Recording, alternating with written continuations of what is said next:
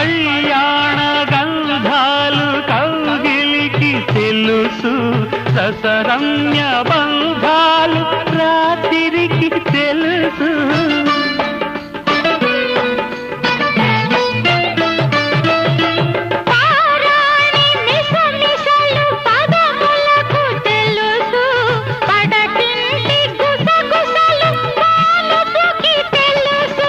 చిగురుటాశల చిలిపి చేతలు, పసిడి బుగ్గల పలకరింపులు పడుచు జంటకే తెలుసు. ఇది చెరగని ప్రేమకు శ్రీకారం,